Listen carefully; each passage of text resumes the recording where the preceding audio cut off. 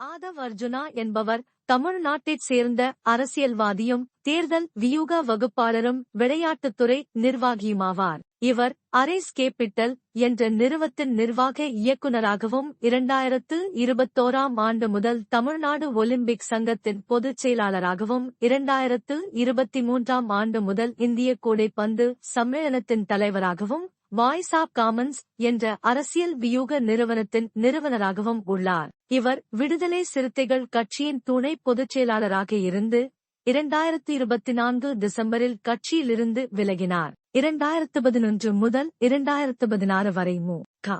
ஸ்டாலின் மேற்கொண்ட நமக்கு நாமே பயணத்தின் ஏற்பாட்டாளர்களுள் ஒருவராக இருந்த அர்ஜுனா 2016 இல் சுனில் கனுகோலுவுடன் இணைந்தும் 2021 இல் பிரசாந்த் கிஷோருடன் இணைந்தும் திமுகவிற்கு தேர்தல் வியூகங்களை வகுத்துக் கொடுத்தார். 2023 இல் திருச்சியில் நடந்த விடுதலை சிறுத்தைகள் கட்சி மாநாட்டில் கலந்து கொண்டு அக்கட்சியில் இணைந்து துணை பொதுச் செயலாளரானார். 2024 டிசம்பரில் கட்சியின் தலைமை அறிவுறுத்தலை மீறியதாக கட்சியை விட்டு 6 மாதம் இடைநீக்கம் செய்யப்பட்டார். பின்னர் 2024 டிசம்பர் 14ஆம் தேதியன்று விசிகவிலிருந்து நிரந்தரமாக விலகுவதாக அறிவித்தார். அதன் பிறகு தமிழக வெற்றிக் கழகம் கட்சியில் சேர்ந்தார். இவர் அரேஸ் கேபிட்டல் என்ற சிறுநிதி நிறுவனத்தின் நிர்வாக இயக்குநராக இருந்து வருகிறார். இந்த நிறுவனத்திற்காக இவரது மாமனார் மார்டினின் நிறுவனமான Martin happy home private limited நிறுவனம் மூலம் 82.5 கோடி கடன் பெற்றுள்ளார்.